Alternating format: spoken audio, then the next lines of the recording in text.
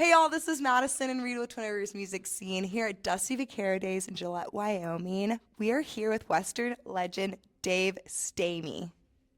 How are you doing today? I'm good. How are you guys? Good. Thank you so much for sitting down and talking with us. My pleasure. I know you just got in today, so how have you been?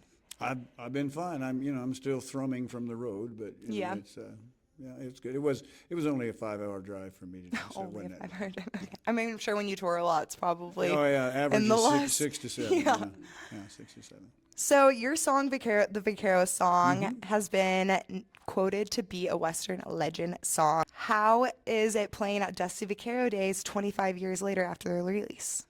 Well, it's wonderful. I had the good opportunity to play at the first one last year, and it was pretty mind-blowing. This is a wonderful festival. It's what I'm excited about is there's so many young people here that have been got interested in music, and I think that's a very cool thing, and I'm tickled about that, and so I'm very happy to be back and get to reinforce that.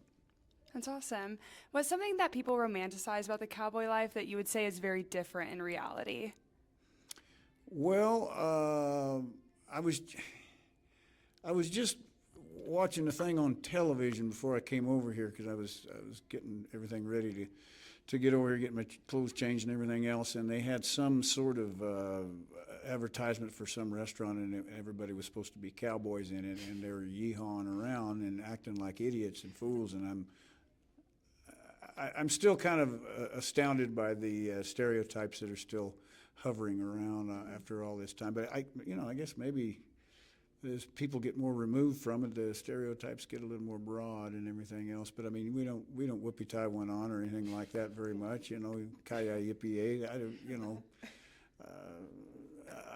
I've been around the livestock industry all my life, and I've never heard anybody call anything a dogie. It's just you get run out of the corral pretty quick. You start talking like that. Yeah. So how do you know when an idea is meant to become a song and not just a story? Won't leave you alone. Oh, won't leave you alone. That's Won't leave you good. alone. Yeah. Do you have a song particularly that was like really eating at you? You're like, I have to put this into a song. Vaquero Song was one of them. That's cool. Yeah, that was one of them. It was a long-term thing. It took me a year to actually write that song. But I mean, I was doing other stuff. It wasn't like I was slaving over it every day for a year. But it was a while in coming. But it was one that I knew I had to write. Has there ever been an idea that you've tried to write in a song that you just couldn't complete? Many. Many, yeah, absolutely. I can't even quote you a specific idea, but it happens all the time. Can you tell us more about your most recent album release of Porch Music? Because I know that while you were producing it and recording it and everything, there was a lot of things going on. There was the pandemic. There was you were heavily touring in that time and everything.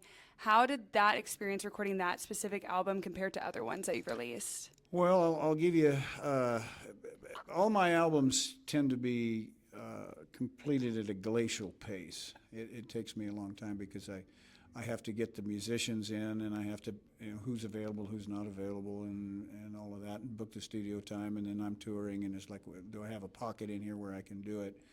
That one was a year and a half or something like that by the time I did that.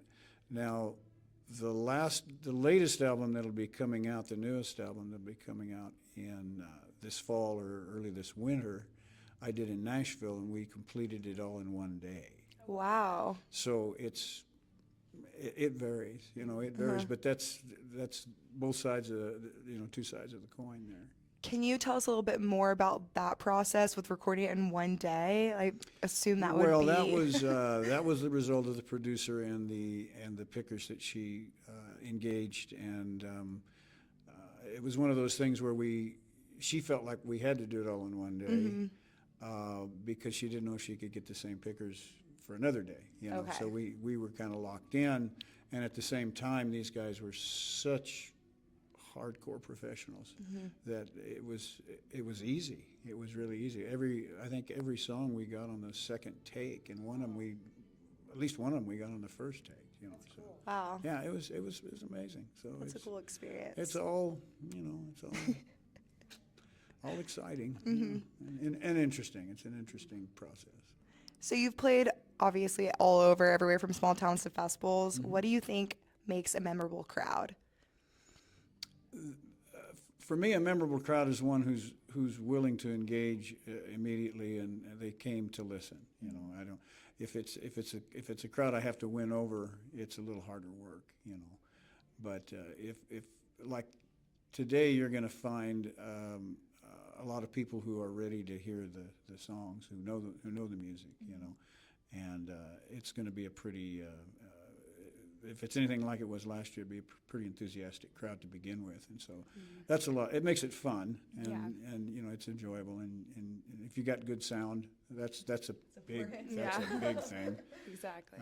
Yeah, some sound men, not all sound men, not all sound men who's listening to this have been the bane of my existence in many cases, you know. But you know, you bow your neck and just plow through. For sure. So if you're on the ranch and you're at the end of the night and you're sitting around a campfire, what makes like a great campfire conversation, would you say?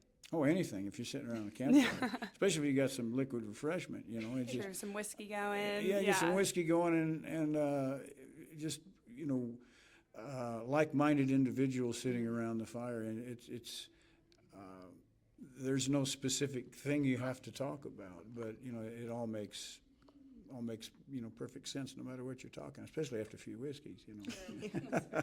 That makes for a good conversation right there. Well, thank you so much. It was a pleasure to getting to chat with you, and we're excited to see you play. Thank you very, very much. Thanks for having me. Appreciate it. Thanks.